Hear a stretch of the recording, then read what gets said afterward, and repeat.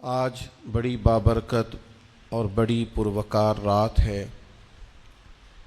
لیلۃ القدر خیر من الف شہر، 1000 مہینے سے زیادہ جس رات کو اللہ نے درجہ عطا فرمایا۔ کچھ چیزیں بڑی سمجھنے کے لائق ہوتی ہیں۔ انسان کو اگر یہ احساس ہو جائے نا وہ کہاں بیٹھا ہے، یہ احساس ہو جائے کس وقت بیٹھا ہے، اور یہ احساس ہو جائے کہ کن گھڑیوں میں بیٹھا ہے، تو ویسے ہی اس کی توجہ ادھر ادھر نہیں جاتی، اس کا مزاج روحانی ہو جاتا ہے۔ اور ہمیں سب سے زیادہ روحانیت کی ضرورت ہے، دل لگنے کی ضرورت ہے۔ ایک تو آج رات بڑی برکت والی ہے، کوشش فرمائیں کہ نیتیں اور ارادے درست رہیں اور کچھ پانے کا جذبہ طبیعت میں پیدا ہو۔ دوسری بات یہ ہے کہ ہم نہ اسلام کے ماننے والے ہیں۔ اسلام باقی سارے مذاہب سے اس لیے مختلف ہے کہ اسلام رسم و رواج کا نام نہیں۔ ہم نہ دین کو اس طرح لیتے ہیں جس طرح کوئی مخصوص رسم و رواج نہیں ہوتا۔ اب میں مسجد کے اندر تو نہیں نا تم سے جھوٹ بولوں گا، او بھائی آپ کا دین صرف مسجد میں ہی سچ بولنے کا نہیں کہتا، ہر وقت ہی سچ بولنے کا کہتا ہے۔ آپ صرف رمضان المبارک کے اندر ہی صدقات و خیرات، عبادت، ریاضت نہیں کریں گے، پورا سال ہی کریں گے۔ راشن ونڈن والے اور لوگ کو عیدوں بعد بھی بھوک لگ دیجئے۔ اسلام مخصوص پوجا پاٹ کا نام نہیں کہ آپ تھوڑی دیر کے لیے عبادت کر لیں، تھوڑی دیر کے لیے نیک ہو جائیں، کچھ مخصوص دن آئیں تو ان دنوں میں بدل جائیں اور باقی آپ اپنی روٹین جاری رکھیں۔ اس کا نام مذہب نہیں۔ مذہب اسلام تو ہمہ وقت، ہر وقت نگرانی کی بات کرتا ہے، تو اس کو اس طرح کا نہ بنائیں۔ آپ یقین کریں بعض اوقات محسوس ہوتا ہے کہ رمضان شریف آیا تو بعض لوگ سمجھتے ہیں ایک مہینہ آیا ہے، شاید معاذ اللہ اس کے چند مخصوص رسم و رواج ہیں وہ ہم نے پورے کرنے ہیں اور اس کے بعد فارغ۔ یہ کوئی رسم ہے؟ عبادت میں اور رسم میں فرق ہوتا ہے۔ اس کی معنویت کو، اس کے حسن کو تو سمجھیں۔ اعتکاف بیٹھ گئے نوجوان کافی سارے مل کے کسی بھی محلے کی مسجد میں، تو اسی طرح سے گپیں چلتی ہیں، اسی طرح سے موبائل چلتا ہے، اسی طرح سے پیزے کا آرڈر ہوتا ہے، اسی طرح سے رات کو بوتلیں منگائی جاتی ہیں، اسی طرح۔ تو یہ آپ نے کیا ضرورت تھی اعتکاف بیٹھنے کی؟ اگر آپ اس کی معنویت کو ہی نہیں سمجھے کہ اعتکاف تو بیٹھا جاتا ہے شب قدر کی تلاش کے لیے، وہ تو ساری رات ٹک ٹکی لگا کے ڈھونڈتا ہے معتکف کہ کہیں مجھے وہ جلوے نظر آئیں جو جلوے اللہ شب قدر میں عطا کرتا ہے۔ اس کو تو ہوش ہی نہیں ہوتی کھانے کی، پینے کی، باقی معاملات کی، وہ تو محو ہے، کسی کام آیا ہوا ہے۔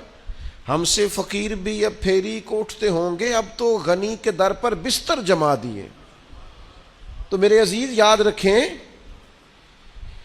کہ مخصوص پوجا پاٹ نہیں، دین کو بطور رسم نہ لیں کہ ایک مخصوص ٹائم آیا ہے تو لہٰذا ہم دین اپنے ہر کام میں، نماز بے حیائی اور برائی سے روکے گی، حج کرنا ہے تو اس کا بہترین زادرہ تقویٰ ہے، اگر روزے رکھنے ہیں تو مقصود یہ ہے کہ لعلکم تتقون، تم پرہیزگار ہو جاؤ۔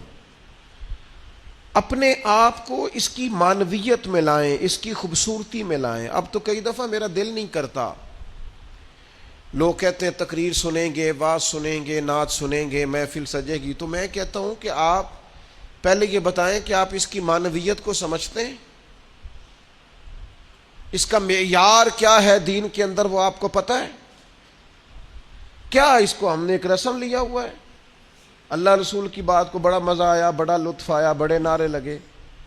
آپ سمجھ رہے ہیں کہ بات کیا ہو رہی تھی؟ آپ کو پتہ ہے کہ اس بات کا معیار کیا ہے؟ کتاب و سنت، قرآن و حدیث کے پیغام کی جو ہے وہ مسلمان کی نظر میں قدر کیا ہونی چاہیے، وہ علم ہے؟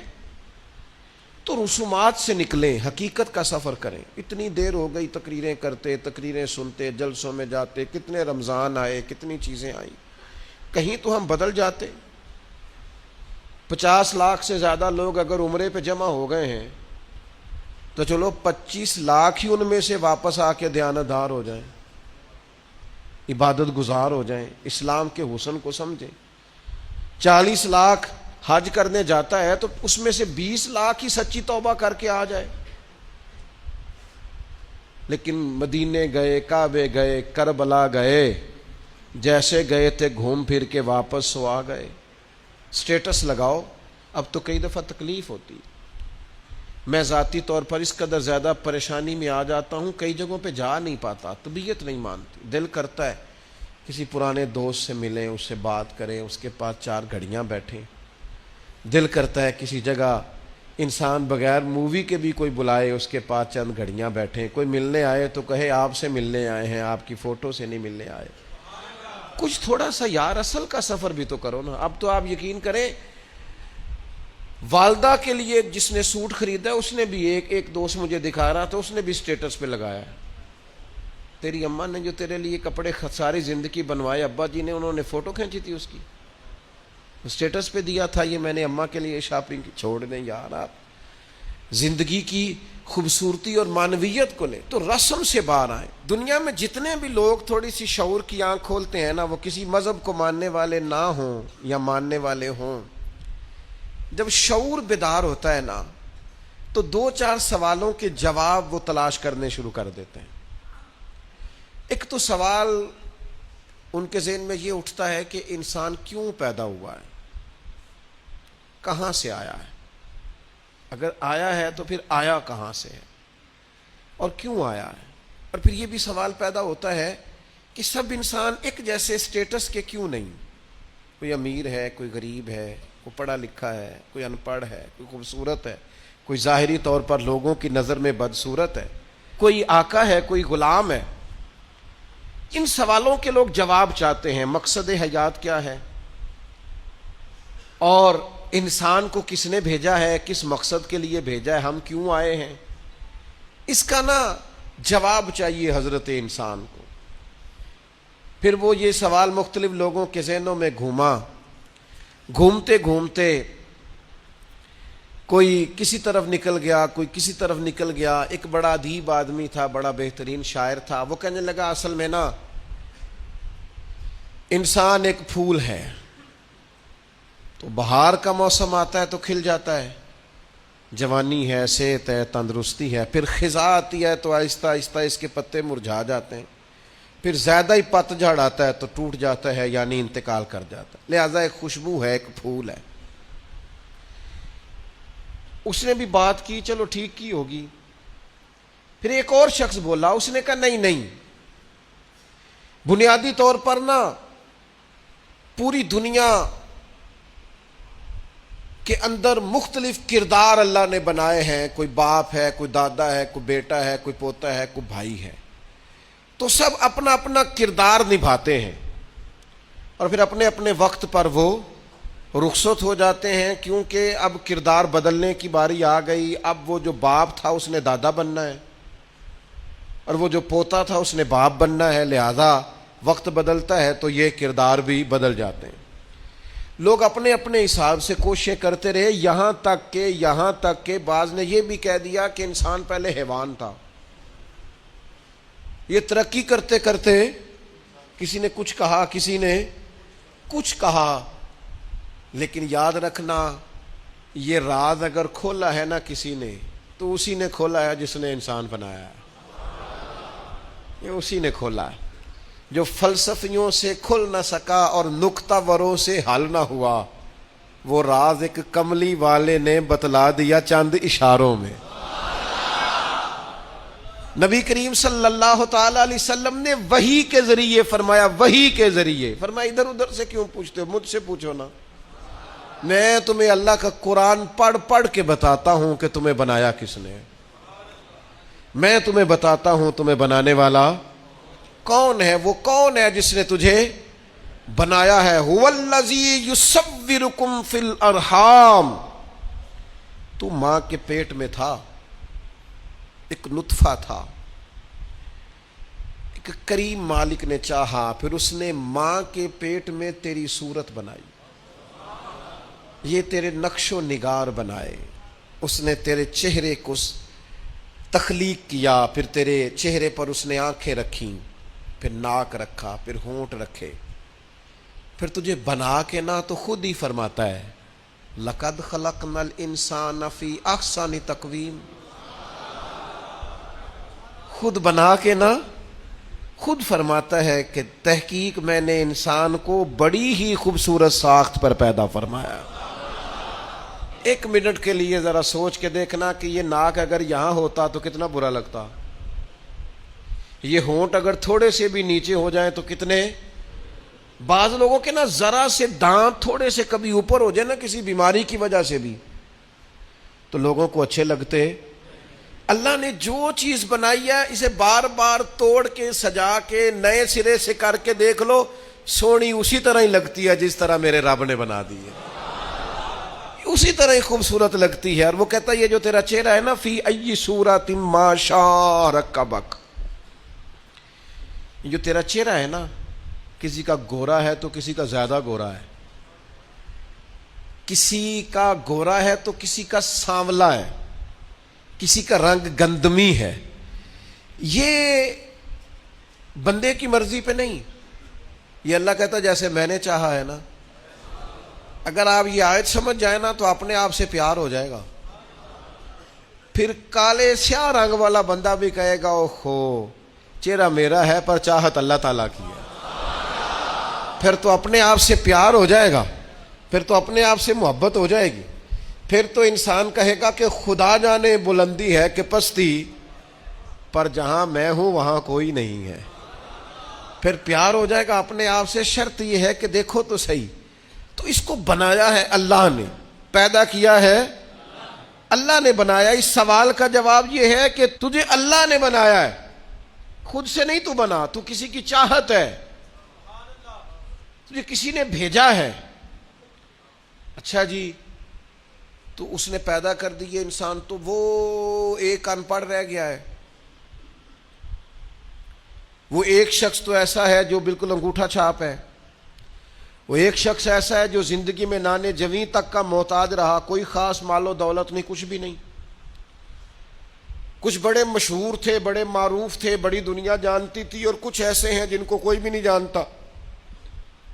ساری زندگی انہوں نے گمنامی میں گزار دی۔ تو مالک یہ جو ان پڑھ رہ گئے، غریب رہ گئے، کمزور رہ گئے، گمنام رہ گئے، یہ جو پیچھے رہ گئے، یہ جو بظاہر سمجھتے تھے ہم کچھ بھی نہیں، ان کا مقصد حیات کیا ہے؟ اللہ کریم نے فرمایا افحسبتم انما خلقناکم عبثا وانکم الینا لا ترجعون۔ یہ آیت کے ذرا ترجمے کا انداز دیکھیے گا، یہ تیور دیکھیے قرآن مجید کی آیت کے، افحسبتم انما خلقناکم عبثا، یہ تیور دیکھنا۔ فرمایا کیا تم گمان کرتے ہو کہ ہم نے تمہیں بیکار پیدا کیا ہے؟ اوئے ہوئے، اللہ کرے آپ کو مزہ آئے، وہ لطف دیکھو قرآن مجید کا انداز تکلم دیکھو ذرا۔ کیا تم گمان کرتے ہو ہم نے تمہیں بیکار بنایا ہے؟ وَأَنَّكُمْ إِلَيْنَا لَا تُرْجَعُونَ، اور کیا تم سمجھتے ہو تمہیں لوٹ کر ہماری طرف آنا نہیں؟ یہ خطاب جس سے بھی ہے، صوفیاء کہتے ہیں مچل جانے والی آیت ہے، مچل جانے والی آیت ہے۔ یہ جو وہ کہتا ہے نا تو نے پلٹ کے میری طرف آنا ہے، تو آئے گا میرے سامنے، مجھے ایک حدیث پڑھ لینے دو۔ نبی کریم علیہ السلام نے فرمایا قیامت کے دن اللہ تعالیٰ لوگوں سے فرمائے گا، سب سے پہلا سوال لوگوں سے، مختلف احادیث میں مختلف سوال ہیں جو سب سے پہلے ہوں۔ اس حدیث میں فرمایا اللہ قیامت کے دن سب سے پہلا سوال بندوں سے یہ پوچھے گا مجھ سے ملنے کو جی چاہتا تھا؟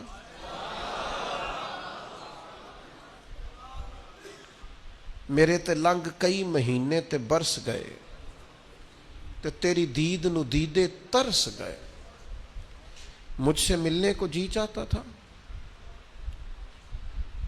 میں آپ کو بات عرض کروں، مزہ نہیں آ جائے گا رب رسول کو دکھڑے سنانے کا؟ لطف نہیں آ جائے گا ان کی بارگاہ میں بیٹھ کے حال دل عرض کرنے کا؟ کیا منظر ہوگا، کیا رنگ ہوگا، کیا انداز ہوگا؟ خدا خود میر مجلس بود۔ کریم فرماتے رب بندوں سے فرمائے گا مجھ سے ملنے کو جی چاہتا تھا؟ عرض کریں کہ مالک بڑا ہی چاہتا تھا۔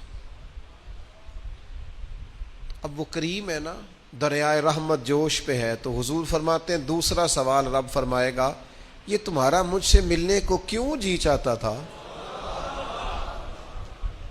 یہ کیوں جی چاہتا تھا بھلا مجھ سے ملنے کو؟ یہ انداز دیکھیے۔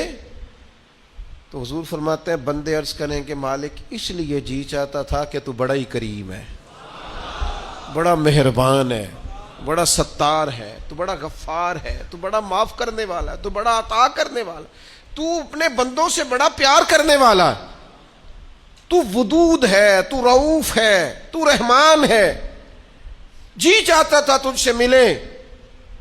تو رب فرماتا ہے اس لیے جی چاہتا تھا کہ میں مہربان بڑا ہوں؟ ہاں۔ تو کریم فرمائے گا جاؤ پھر فرشتوں گواہ ہو جاؤ، میں نے ان سب کے لیے جنت کا فیصلہ فرما دیا۔ اللہ فرماتے تم کیا سمجھتے ہو تمہیں بیکار پیدا کیا ہے؟ انسان کو اللہ نے بیکار نہیں بنایا۔ پہلی بات تو یہ سمجھ میں آ گئی کہ آیا کہاں سے ہے، بنایا کس نے ہے، بھیجا کس نے ہے، اور پھر بھیجنے والا کہتا ہے میں نے بیکار، ایک ذرہ بھی اللہ نے بیکار نہیں بنایا۔ ادھر دیکھو میری طرف دوستو، اس آدمی کو آپ سمجھتے ہیں نا بالکل مجذوب ہے، بالکل اس کی زبان سے رطوبت نکلتی ہے اور آنکھوں سے پانی نکلتا ہے اور ہاتھ پکڑ کر سڑک پار کرانا پڑتی ہے، اور جس کو تم سمجھتے ہو نا کہ اس کو تو گھر کا ایڈریس بھی نہیں آتا، اس کی پشت پر اس کا پتہ لکھا ہے، جسے تم خیال کرتے ہو نا یہ بالکل ضعیف ہے، کمزور ہے، اٹھ نہیں سکتا، چل نہیں سکتا، قرآن مجید کی آیت کہتی ہے کہ بندہ بیکار وہ بھی نہیں ہے، تو وہ تو بالکل کسی کام نہیں، وہ تو گھر والے بھی لوگ اس کا مذاق اڑاتے ہیں، کوئی اہمیت نہیں، کوئی پوچھتا نہیں۔ تو یہ کیا ہے؟ پڑھو نا مشکات شریف، اللہ کے پیارے حبیب علیہ السلام نے فرمایا یہ جو تمہیں رزق دیا جاتا ہے نا، اور یہ جو تم پر بارشیں برسائی جاتی ہیں، یہ تمہارے ضعیف لوگوں کی برکت سے دیا جاتا ہے۔ میں کسی شخص سے بیزار نہیں ہو سکتا، کیونکہ ایک ذرہ بھی تو بیکار نہیں ہو سکتا، ایک ذرہ بھی تو بیکار نہیں۔ مجھے ایک دوست کی بات نہیں بھولتی، ان کے بیٹے نے آ کے کہا مجھ سے، کہنے لگے ابا جی نو آکھو بڑا دے لیا رشتہ داراں نو تے بڑا ونڈ لیا، وہ کہڑا کو نہ نیکی کردے نے، سوا سائڈ تے ہو کے غیبتاں کردے نے، آنکھوں نے ان بس کرن۔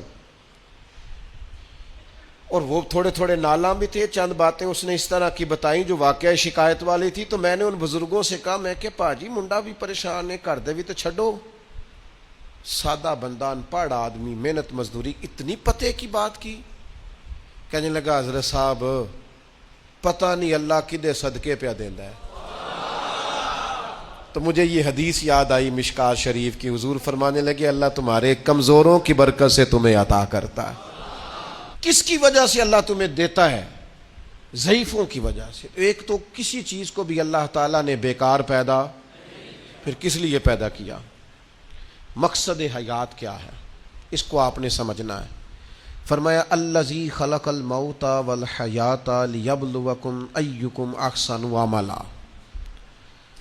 ہم نے موت اور حیات اس لیے پیدا کی ہے تاکہ پتہ چلے تم میں بہترین عمل کون کرتا ہے، بہترین عمل کون بندہ کرتا ہے، اس مقصد کے لیے موت اور حیات کو پیدا کیا۔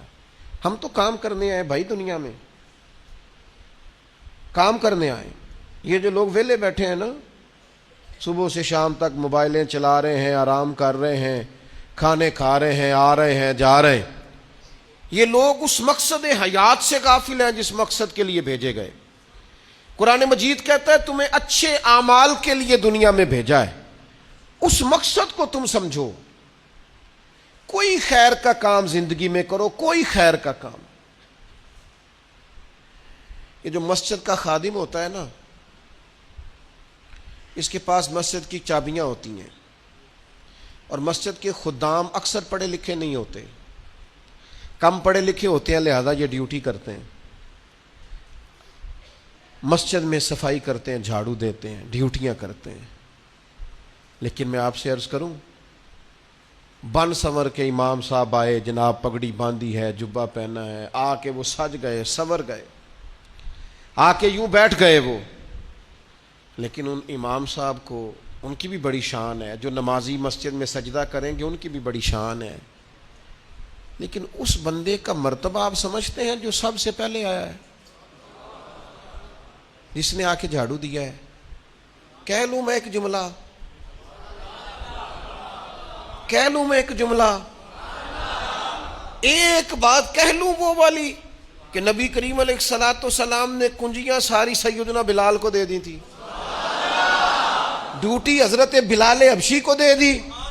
मैं कह लूं ये उसी रास्ते पे हैं जिस रास्ते पे सैयदना बिलाल हबशी थे। फिर मुझे कह लेने दो ये लफ्ज, मुफ्ती बनकर, पीर बनकर, मौलवी बनकर, मुकर्रर बनकर, सदर बनकर, फलां बन के बैठे रहो, तुम्हें मुबारक हो, तुम्हारी बड़ी शान है। पर यह अजमत सिर्फ सैयदना बिलाल की है कि नबी करीम ने फरमाया, बिलाल मैंने मेराज की रात जन्नत में भी तेरे चलने की आवाज सुनी। ये शान सिर्फ। फिर मुझे कह लेने दो, कमर अच्छा है फलक पे ना हिलाल अच्छा है, तेरी नजर गर बीना हो तो दोनों से बिलाल अच्छा है। आप समझे इस बात को? कोई मकसद तो है ना मेरे भाई। सही बुखारी में मौजूद है, हजरत बिलाल मकसद बना लिया था हुजूर के दरवाजे की नौकरी करना। मैं आपसे अर्ज करूं, अगर कोई मकसद नहीं ना बनाओगे तो जिंदगी बेचैन बेकरार गुजरेगी। बामकसद लोगों की जिंदगी सही गुजरती है, बामकसद। कोई एक नौजवानों से बिलखुसूस कहूंगा, ये कोई मकसद नहीं है लोग राजी करना, स्टेटस लगाना, व्यूज चेक करना, लाइक्स, कोई मकसद नहीं, ये बिल्कुल बेकार काम है। आप बासलाहियत हैं। कुछ नौजवानों को मैं देखता हूं, मुझे ऐसे लगता है ये नौजवान ऐसे मुल्क और मिल्लत को चला सकता है, कि कोई मकसद नहीं मिला, कोई काम नहीं है करने को, कोई ड्यूटी नहीं अपने जिम्मे ली। आना है, जाना है, बैठना है, खुश गपियां हैं, तबसरे हैं, ये कोई काम नहीं। आपका कोई मकसद हयात हो, आप कोई ड्यूटी करें, कोई काम करें, कोई खिदमत हो जो आप करें, आप महसूस करेंगे कि कुछ बरकत हो गई है। लेकिन अगर मुहम्मल वक्त गुजारोगे बेकार हो जाओगे, जंग लग जाता है सलाहियतों को। मैं खुद कई दफ़ा अपने आप पे गुस्सा करता हूं कि यार ये 20 मिनट ऐसे ही वक्त ज़ाया हो गया। और फिर एक और बात भी, इसमें उम्र का भी कोई लेना देना नहीं। इमाम राजी ने लिखा है, एक सहाबी के बारे में हुजूर ने फरमाया कि तेरा थोड़ा वक्त रह गया दुनिया से जाने का। जाहिर है बूढ़े आदमी थे, या रसूलल्लाह फिर मुझे बताएं क्या करूं? तो फरमाया उधर से सहीफे उठा के ला, तुझे कुरान पढ़ाना शुरू करूं, पढ़ता पढ़ाता दुनिया से चला जा। उन्होंने नहीं कहा ये उम्र नहीं, आपके पास महीना है, साल है, 20 साल है, जितना भी टाइम है, आज से कोई काम शुरू कर दें, कोई ड्यूटी करें। आप यकीन करें, कोई काम अगर हम अपने जिम्मे ले लेंगे तो हमारे लिए जीना आसान हो जाएगा, हमारे लिए जीना आसान हो जाएगा। ड्यूटी ले लें कोई, उसको करें। अब होगा क्या, जब आप उस मकसद के लिए निकलेंगे ना, तो फिर मुश्किलात भी आएंगी, फिर हालात हमेशा एक जैसे नहीं रहते। तो अल्लाह आजमाएगा भी उस रास्ते में। वला नबलुवन्नकुम बिशैइन मिनल खौफि वल जूइ व नक्सिन मिनल अम्वालि वल अनफुसि वस समरात व बश्शिरिस साबिरीन। फिर इंसान को आजमाया भी जाएगा, अब मुश्किलात भी आएंगी। तो ये मुश्किलात ज़िंदगी का हुस्न है। आप जब किसी मकसद के तहत मैदान में निकलेंगे, फिर आपको बातें भी सुननी पड़ेंगी। आप बिल्कुल सही सही जा रहे हैं, लोग ताने भी देंगे, लोग कहेंगे भी, तो भाई इसका मज़ा आएगा।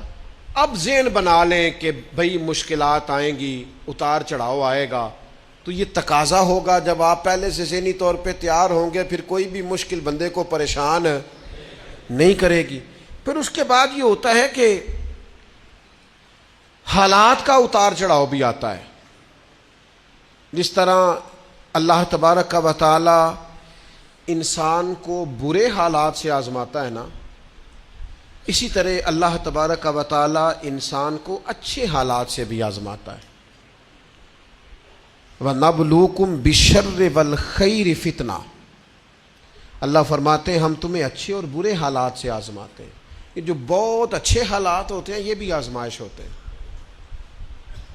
جب بہت زیادہ دولت ہوتی ہے تو پھر بھی آزمائش ہوتی ہے، بہت زیادہ شہرت ہوتی ہے تو پھر بھی آزمائش ہوتی ہے، بہت زیادہ چاہنے والے ہوتے ہیں تو پھر بھی آزمائش ہوتی ہے۔ اچھے حالات سے بھی یہ بندہ آزمایا جاتا ہے اور برے حالات سے بھی، بلکہ میں آپ سے عرض کروں غریبوں پر آزمائش کم ہوتی ہے، امیروں پر، مالداروں پر، مشہور لوگوں پر آزمائش۔ وَاعْلَمُوا أَنَّمَا أَمْوَالُكُمْ وَأَوْلَادُكُمْ فتنہ، مال اور اولاد آزمائش ہے، فتنہ ہے، زیادہ آزمایا جاتا ہے بندہ۔ اللہ تعالیٰ انسان کو آزماتا ہے۔ اب کرنا کیا ہے؟ اب کرنا یہ ہے کہ آزمائش کے لیے ذہنی طور پر تیار رہنا ہے۔ یہ جو دنیا ہے یہ مومن کے لیے قید خانہ ہے۔ جو لوگ آپ کو بڑے سکھی بھی نظر آتے ہیں، نہ ہو بڑا پروٹوکول ہے، بڑے آ رہے ہیں بڑے جا رہے ہیں، ان کے بھی کبھی قریب ہو کے دیکھیں گے تو دکھ مل جائیں گے آپ۔ بلکہ میری ایک بات یاد رکھیے گا، جتنا بندہ بڑا ہوتا ہے اس کے دکھ بھی اتنے بڑے ہوتے ہیں۔ ایک ٹائم ایسا آتا ہے جب آپ کو صرف سننی ہے، آپ کسی کو سنا سکتے، سارے تو آپ سے مشورہ لے رہے ہیں تو آپ کس سے لیں؟ سارے آپ کو دکھ سنا رہے ہیں تو اب آپ نے کس کو سنانے ہیں؟ سارے تو اپنی باتیں آپ سے کر رہے ہیں تو آپ نے اپنی بات، تو جتنا بندہ بڑا ہوتا جاتا ہے اس کے دکھ بھی اتنے بڑے ہوتے جاتے ہیں۔ اس لیے حالات کا اتار چڑھاؤ تو انسان کے ساتھ رہے گا، اور پھر اسی طرح کا معاملہ مراتب کے اختلاف کا ہے، مراتب کا اختلاف بھی رہے گا، کوئی امیر رہے گا کوئی۔ مجھے بتائیے مزدوروں کی ضرورت ہے کہ نہیں دنیا میں؟ تو اگر سارے ٹھیکیدار ہو جائیں گے تو مزدوری کون کرے گا؟ لیڈر اگر سارے بن جائیں گے تو کارکن کون بنے گا؟ سارے امام بن جائیں گے تو مقتدی کون بنے گا؟ سارے استاد لگ گئے تو شاگرد۔ تو اللہ تعالیٰ نے یہ نظام بنایا بھائی، لیکن بس ایک بات ذہن میں رہے کہ کوئی بھی مالدار کسی غریب کو حقیر نہ سمجھے۔ اب مراتب کا اتار چڑھاؤ ہے، اس میں بھی پریشان نہیں ہونا چاہیے، یہ اللہ تعالیٰ نے بنایا ہے۔ اور اگر قرآن مجید کی جو آیت جو لفظ میں پڑھنے لگا ہوں، اگر یہ آپ سمجھ جائیں نا اور اس پر ایمان رکھیں پورے طور پر، تو پھر تو غریب آدمی کبھی پریشان ہو ہی نہ، پھر تو کہے جہاں میں ہوں بالکل ہوں۔ اللہ تعالیٰ نے قرآن مجید میں فرمایا وَلَوْ بَسَطَ اللَّهُ الرِّزْقَ لِعِبَادِهِ، فرمایا اگر اللہ تعالیٰ اپنے سارے بندوں کی روزی کشادہ کر دیتا، سب کا رزق اگر اللہ وسیع کر دیتا، لَبَغَوْا فِي الْأَرْضِ، تو زمین میں بغاوت ہو جاتی، یہ فساد برپا کرتے، بغاوت کر دیتے اگر سب کی روزی۔ کچھ لوگ کہتے ہیں جی میں غریب ہوں، تو میں کہتا ہوں زکوٰۃ تو نبی پاک نے بھی کبھی نہیں دی، حضور پر بھی فرض نہیں تھی، اتنا مال ہی کبھی جمع نہیں ہوا۔ اگر مال میرے بھائی بہت ہی زیادہ عظیم ہوتا تو سب سے زیادہ سیدہ فاطمہ کے گھر ہوتا، وہاں تو مہینہ مہینہ چولہا نہیں جلا۔ اگر دولت بڑی عظیم ہوتی تو سب سے زیادہ سید عائشہ کے حجرے میں ہوتی۔ نبی پاک علیہ السلام ہر کام آہستہ آہستہ کرنے کا حکم دیتے اطمینان سے، لیکن صحابہ فرماتے ہیں حضور کے پیچھے نماز پڑھی تو نبی پاک جلدی سے اثر پڑھا کے گھر گئے، جلدی سے، اور تیزی سے حضور واپس آئے۔ تو ہم نے عرض کی یا رسول اللہ صلی اللہ تعالی علیہ وسلم آج اتنی جلدی آپ گئے اور اتنی جلدی واپس آ گئے؟ تو محبوب فرمانے لگے نماز پڑھا رہا تھا تو مجھے خیال آیا کہ وہ گھر میں تو سونا کل بانٹ رہا تھا، آج میں تو ایک ڈلی سونے کی بچی ہوئی پڑی ہے، تو میں نے کہا زیادہ وقت نہ گزر جائے، وہ بھی میں جلدی سے جا کے دے آؤں، تو میں جلدی سے گیا ہوں۔ پیسے نہ ہونے پر پریشان ہو یار، نبی پاک نے تو انہیں قبول ہی نہیں کیا، پسند ہی نہیں فرمایا۔ دولت، عہدہ، شہرت، اس کے بارے میں پریشان ہو، اللہ کہتا ہے یہ سب کا وسیع ہوتا تو زمین میں فساد ہوتا۔ لہذا مقصد حیات کو سمجھو، صرف عہدے کا اوپر نیچے ہونا یہ کمزوری کی علامت نہیں ہے، اپنے آپ کو اس سے نکالو۔ اگر اللہ تبارک و تعالیٰ نے کہیں رکھا ہے انسان کو تو یہ اس کے لیے فائدہ مند چیز ہے۔ پھر ایک بات یہ ہوتی ہے، بہت سارے دوست آ کے پوچھتے ہیں جی میں جو کام بھی کرتا ہوں ناکام رہتا ہوں، جو کام بھی کرتا ہوں پیچھے رہ جاتا ہوں، جو جدوجہد بھی کرتا ہوں میرا کام آگے نہیں چلتا۔ حضرت عیسیٰ علیہ السلام نے نہ گھر بنایا، نہ نکاح فرمایا، ایک پیالہ تھا ہاتھ میں. ایک دن انہوں نے دیکھا کہ ایک آدمی چلو سے پانی پی رہا تو پیالہ بھی صدقہ کر دیا. وہ ایک اینٹ کا تکیہ رکھتے تھے. ایک دن انہوں نے ایک شخص کو دیکھا کہ بازو بچھا کے اس نے تکیہ بنایا ہوا ہے تو وہ اینٹ بھی کسی کو دے دی, تیرے کام آ جائے گی. اس خلوص کے ساتھ انہوں نے دین کی تبلیغ کی. لیکن قوم نے کیا کیا؟ معاذ اللہ انہیں سزا دینے کے لیے, پھانسی لٹکانے کے لیے آ گئی. وہ تو اللہ نے کرم کیا, آسمانوں پہ اٹھا لیا. اتنی سخت محنت کے باوجود بھی ان کی ظاہری حیات میں ساری قوم ان کی فرما بردار. پھر مجھے بتائیے, حضرت عیسیٰ دنیا سے کامیاب تشریف لے گئے کہ نہیں؟ جناب عیسیٰ دنیا سے وہ کیوں کامیاب گئے کہ اللہ نے جو ڈیوٹی ان کے ذمہ لگائی تھی وہ ڈیوٹی انہوں نے پوری کی ہے. ہم اپنی ڈیوٹیاں پوری کریں, صبح دکان وقت پہ کھولیں.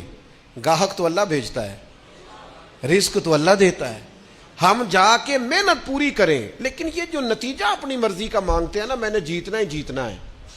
جیتنا تو شرط ہی نہیں, کھیلنا شرط ہے. جیتنا تو شرط ہی نہیں.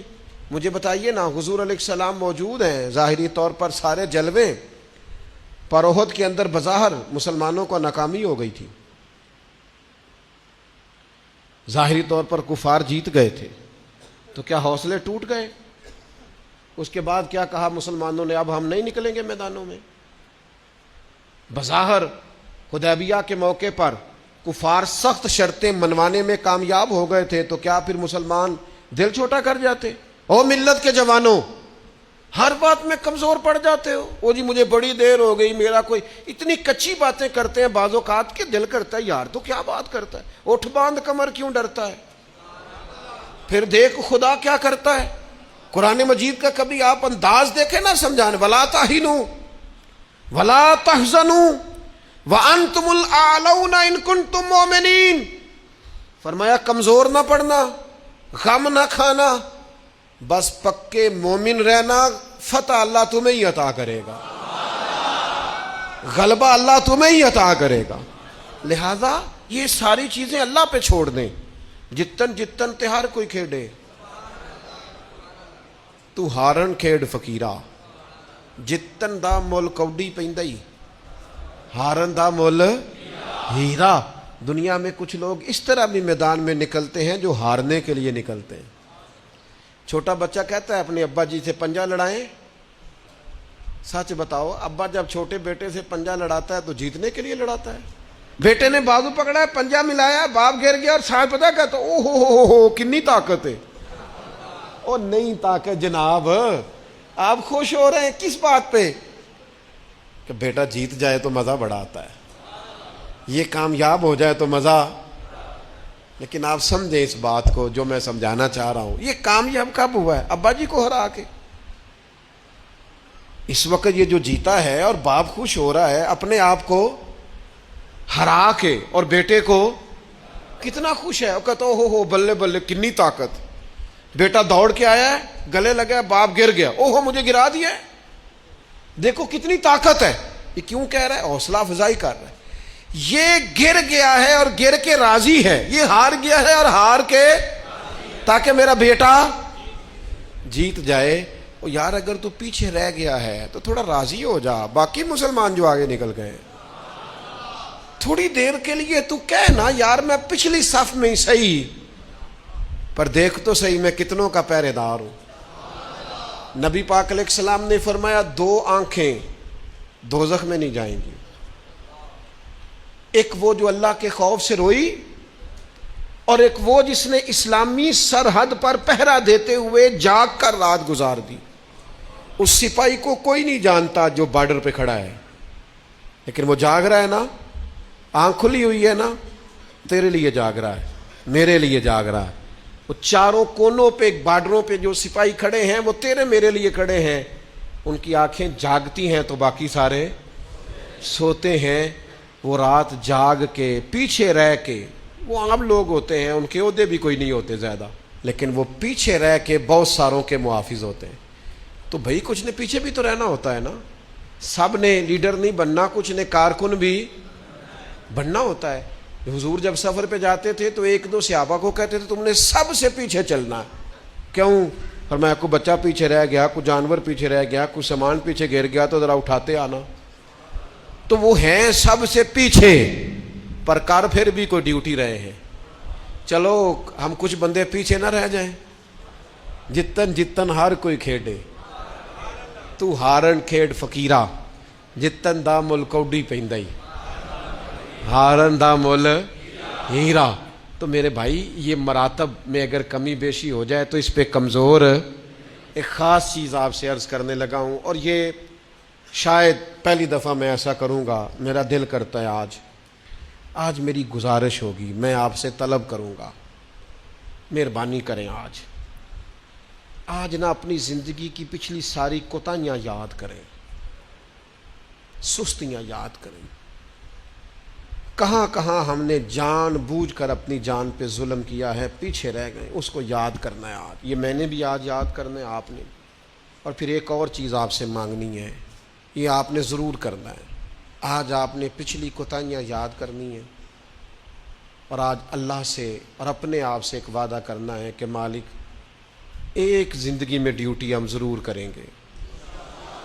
وہ چاہے ہم یہ ذہن بنا لیں کہ ہم نے اپنے دوستوں کو نمازی بنانا ہے، یا یہ ذہن بنا لیں او پنڈ دے وچ نا بی بی نو طلاق ہو گئی یا خامد فوت ہو گیا تو اس کے والد نے کہا کہ تیرا نا پھر نکاح کرنا ہے، شادی کرنی ہے.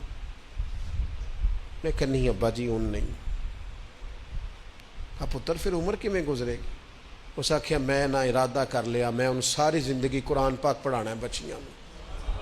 اس طرح کی میں نے درجنوں بیویاں دیکھی ہیں دیہاتوں میں، ساری زندگی اب میں قرآن. کوئی انہوں نے مقصد تو بنایا نا. آج نہ ایک وعدہ کریے، ان بے مقصد نہیں جینا، کوئی مقصد بنانا ہے، کوئی پروگرام، کوئی تھبکی. ہمارے ایک بزرگ تھے، وہ فرمایا کرتے تھے میں نے زندگی میں مقصد بنایا ہے، میں نے مایوس لوگوں کے حوصلے بڑھانے، دکھیوں کو کہنا ہے کچھ بھی نہیں ہونے لگا، کرم ہو جائے گا. کچھ ارادے نہ کر لیں، کچھ پروگرام نہ بنا لیں، کچھ خیال نہ کر لیں.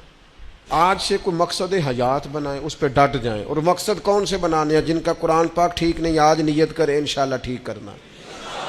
جن کو آتا ہے آگے پڑھانا ہے انشاءاللہ. جن لوگوں کو اللہ تبارک و تعالیٰ نے رزق دیا ہے وہ غریبوں کی مدد کریں گے انشاءاللہ. جو محنت نہیں کرتے، والدین پریشان ہیں، وہ آج ارادہ کریں مالک ہم ارادہ کرتے ہیں تو مدد کر، ہم محنت کریں گے انشاءاللہ. جن کے رزق میں کہیں کوئی ملاوٹ ہے، وہ سمجھتے ہیں کہ یار یہ میں پوری دیانتداری سے نہیں لے رہا، وہ آج ارادہ کریں کہ اللہ میں ملاوٹ دور کروں گا. وہ ہم سے نہیں، اپنے آپ سے، اللہ سے، اور میں بالکل جائز لیا کروں گا. آج سے پکے ارادے، پکی نیتیں اور مضبوط پروگرام. جنہوں نے جان بوجھ کے نمازیں عبادتیں ترک کی ہیں وہ آج ارادے کریں کہ بس بھائی آج کے بعد انشاءاللہ. آپ ارادہ تو کریں، آپ پروگرام تو بنائیں، وہ تو کریم ہی بڑا ہے. صحیح مسلم میں حدیث ہے، حضور فرماتے ہیں جو بندہ اللہ کی طرف ایک بالشت آتا ہے نہ ایک گٹ، اللہ اس کی طرف پورا ہاتھ آتا ہے. اور فرمایا جو مالک کی طرف چل کے جاتا ہے اللہ کی رحمت اس کی طرف دوڑ کے جاتی ہے. آپ ارادہ تو کریں، دیکھیں تو صحیح، میری طلب بھی تو تیرے کرم کا صدقہ ہے. یہ پاؤں اٹھتے نہیں بلکہ یہ اٹھائے.